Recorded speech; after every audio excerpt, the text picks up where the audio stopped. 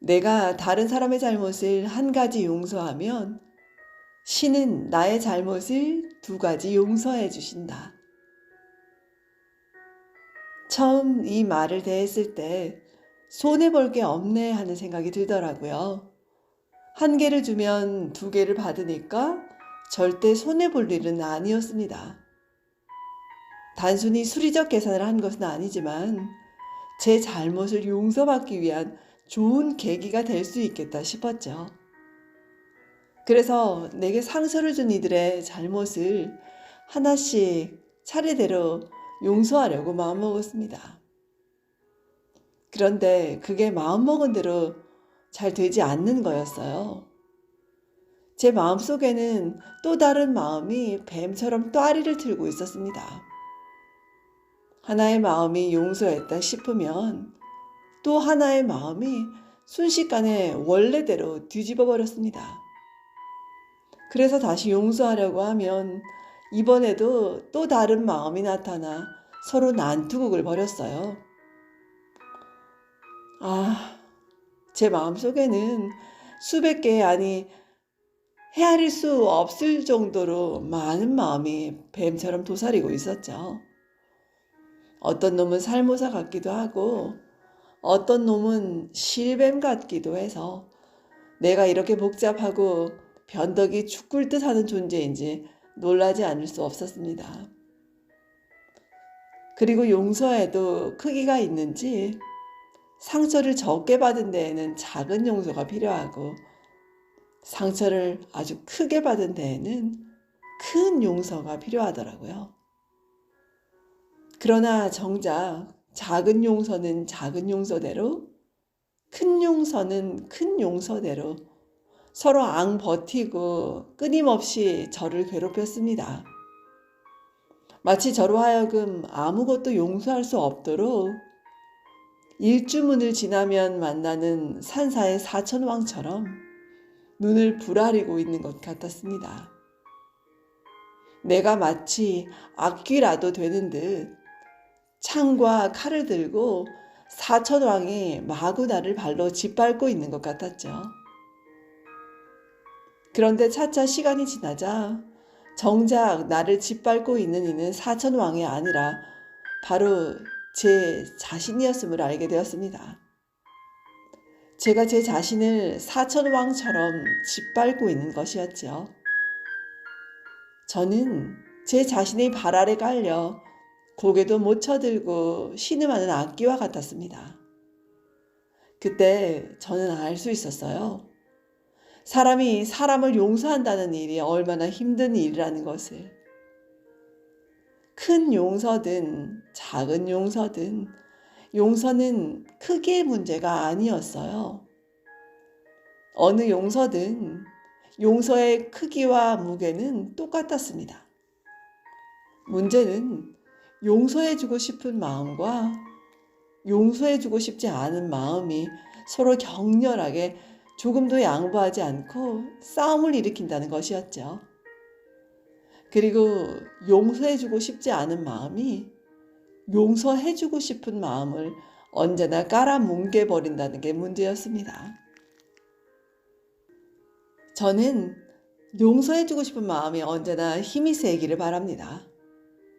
용서하지 말라고 부추기는 악마적 마음을 깔아뭉개버려 그렇게 용서해주고 싶은 마음이 이겼으면 좋겠어요.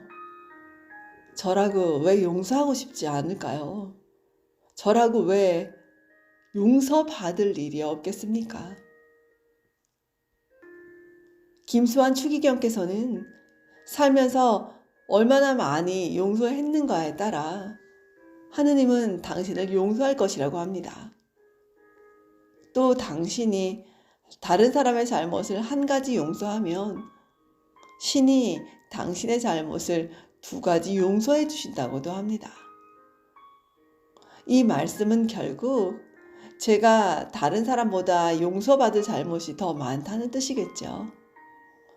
남을 용서하지 않으면 제 자신이 결코 용서받지 못한다는 것을 의미합니다. 제 마음속에 용서가 있을 때 상대방의 마음속에는 저에 대한 용서가 2배나 더 있다는 뜻입니다. 결국 용서란 상대방을 위한 게 아니라 바로 제 자신을 위한 일이 아닐까 싶은데요. 그러나 그걸 깨닫고 인정하는 일이 왜 이렇게 어려운지 모르겠어요. 키 작은 저더러 지금이라도 키가 크라고 하는 것처럼 어려운 일입니다.